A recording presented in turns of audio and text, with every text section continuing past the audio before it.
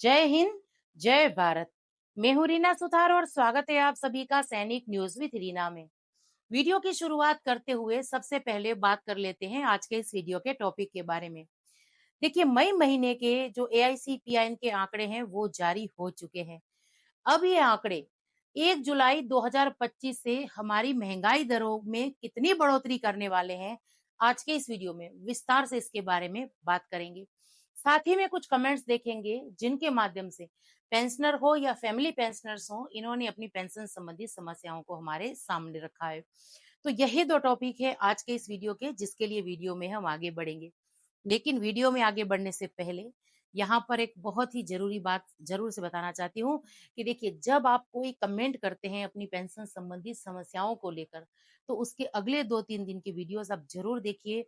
उन कमेंट्स को मैं उस वीडियो में शामिल करके विस्तार से उस पर जवाब दूंगी, ताकि ज्यादा से ज्यादा पेंशनर और फैमिली पेंशनर्स तक वो जानकारी हम पहुंचा सकें।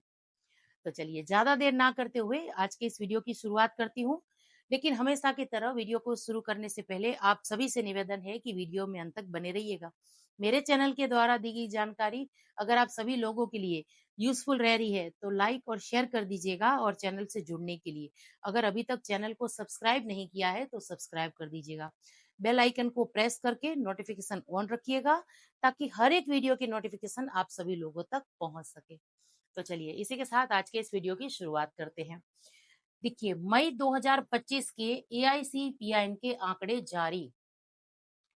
काफी समय से हमारे महंगाई दरों में जो मामूली बढ़त देखी जा रही थी, और जिसको लेकर केंद्र के कर्मचारी हो या पेंशनर्स वर्ग हो, ये परेशान दिख रहे थे। कई बार देखिए, पेंशनर्स ये शिकायत कर रहे थे कि मैम, अभी महंगाई दरों में कोई भी बढ़ोतरी नहीं होगी। और बहुत सारे आर्टिकल्स ऐसे थे जिसमें ये कहा जा रहा था कि 1 जुलाई 2025 से हमारी महंगाई दरों में बहुत ही मामूली बढ़ोतरी देखी जा सकती है। 2% या उससे भी कम की बढ़ोतरी की बात यहाँ पर हो रही थी। और ये सब कुछ हो रहा था महंगाई दरों में जो लगातार गिरावट आ रही थी उसको देखते हुए। यानी देखिए, महंगाई तो बढ़ रही थी। जब हम बाजार में कोई चीज लेने जाते हैं, कोई सामान खरीदने जा रहे हैं, तो उसमें तो हमें अतिरिक्त पैसा देना ही पड़ रहा है, वहां पर हमें महंगाई दिख रही है। लेकिन एआईसीपीआईएन के आंकड़ों में ये महंगाई नहीं दिख रही थी। और यही वजह थी कि महंगाई दरों में बहुत ही मामूली बढ़त हम देख रहे थे। लेकिन अब एक अच्छी चीज हुई है यहाँ पर, चलिए उसके बारे में बात करते हैं। यानी देखिए, मई 2025 के जो एआईसीपीआईएन के आंकड़े जारी हुए हैं, अब इसके हिसाब से देखें तो 3% की बढ़ोतरी जो है फाइनल कहीं ना कहीं हो रही है। अब इसके बाद देखिए, मैं बात करूं इस प्रेस रिलीज की जिसके माध्यम से ये एआईसीपीएन के आंकड़े जारी किए गए हैं, तो इसमें आप देख पा रहे हैं कि 0.5 की जो है बढ़ोतरी यहाँ पर देखी जा रही है। और इसका सीधा असर अगर हम देखें तो क्या हो रहा है, देखिए, सूचकांक जो है अभी 144.0, ये 0.5% की जो बढ़ोतरी हुई है, इसके बाद सूचकांक पहुंचा है 144.0। यानी अभी महंगाई दर की बात करें तो देखिए, जो बढ़ोतरी हुई है 57.85% अभी जो है महंगाई दर हमारा पहुंचा है। अब इसके बाद जून महीने के आंकड़े जो है, जिसके बाद ये फाइनल हो जाएगा कि 1 जुलाई 2025 से हमारी महंगाई दरों में कितनी बढ़ोतरी होगी। अगर हम ज्यादा बढ़ोतरी ना भी मानकर चले, एस टू एस ऐसे ही रहा तो भी ये जो हमारा महंगाई दर का आंकड़ा है ये 58.08 रह रहा है। यानी कहीं ना कहीं ये 58 को पार करता हुआ दिख रहा है। अब ऐसे में 3% की बढ़ोतरी आप कंफर्म कंफर्म मानकर जो है चल सकते हैं। अब ये बढ़ोतरी से अगर ये कंफर्म हो रहा है कि देखिए, जुलाई महीने की जो पेंशन है उससे ये बढ़ोतरी हमारी पेंशन में देखने के लिए मिलेगी। यानी जुलाई महीने से पेंशन बढ़ेगी।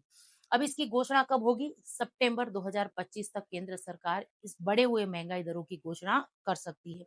साथ ही में जितनी भी लेट घोषणा होगी, उतने महीनों का जो एरियर है वो हमारे खातों में क्रेडिट होगा। लेकिन ये एक अच्छी चीज है कि महंगाई दरों में भी, यानी एआईसीपीआईएन के आंकड़ों में भी महंगाई अब हमें दिखने लगी है। बहुत ही कम ही सही, लेकिन ये महंगाई दिख रही है। चलिए, अब वीडियो में आगे बढ़ते हुए 2-3 कमेंट्स देख लेते हैं। देखिए, एक वेटरन्स यहाँ लिख रहे हैं कि मैडम जी, गुड आफ्टरनून। मैं जानना चाहता हूँ कि 2006 में मेरी बेसिक पे कितनी थी, और उसके लिए मेरे पास कोई क्वार्टरली स्लिप भी नहीं है। कृपया बताने की कोशिश करें। तो यहाँ पर देखिए ये शायद 2006 से पहले के जो वेटरन्स हैं ये पूछ रहे हैं कि 2006 में यानी 6 सीपीसी में इनकी पेंशन कितनी थी। तो यहाँ पर देखिए क्लियर ये बता पाना कि 2006 में आपकी पेंशन कितनी आ रही थी, ये तो आपको बैंक स्टेटमेंट से ही पता चलेगा। आप जिस भी मंथ की, जिस भी साल के हिसाब से आपकी बेसिक जानना चाहते हैं, तो बैंक स्टेटमेंट निकलवाइए। आपकी बेसिक और उसमें उस महीने डीए कितना अमाउंट कितना था उसको कैलकुलेशन वगैरह करके आप ये जान पाएँगे। ये एक तरीका है। बाकी आप चाहें तो रिकॉर्ड को भी लिख सकते हैं, लेकिन मुझे नहीं लगता कि इस चीज़ में रिकॉर्ड जवाब देगा। पर बैंक स्टेटमेंट से आप इसको जान पाएँगे। और 2006 की अगर बात करूँ तो 2006 में हमारी बेसिक में जो बढ़ोतरी हुई थी उसके लिए सर्कुलर 568 है। अगर वो आपको चाहिए, उसमें आप चेक करना चाहते हैं कि आपकी बेसिक के हिसाब से आपकी पेंशन सही आ रही थी कि नहीं, तो वो मैं आपको उसकी लिंक जो है ज़रूर से दे दूँगी, या आप मुझे व्हाट्सएप पर मैसेज करिए, मैं उसकी कॉपी जो है आपको शेयर ज़रूर से कर दूँगी। चलिए, अब वीडियो में आगे बढ़ते हुए देखिए कितने दिनों से मैं ये जानकारी शेयर कर रही हूँ, या ये मैं कह रही हूँ कि जून महीने की पेंशन स्लिप जभी भी आ जाती है इस पर्स में, ज़रूर से डाउनलोड करके अपने पास रख लीजिएगा। अब इसका रीज़न देखिए, इस बार भी यानी जून महीने की पेंशन से भी बहुत सारे पेंशनर्स ऐसे हैं जिनको रिकवरी आई है। और जैसे कि कल के वीडियो में मैंने शेयर किया था, ये अमाउंट हज़ारों रुपए का है। ऐसे में देखिए कमेंट आया था यहाँ पर कि आर्मी पेंशन मेरा 10,000 रुपए कम आया है। क्या करूँ मैं? प्लीज़ इसके लिए हेल्प करिए। और भी एक जो हैं वो यहाँ पर लिख रहे थे कि मेरा भी 8,000 रुपए कम आया है।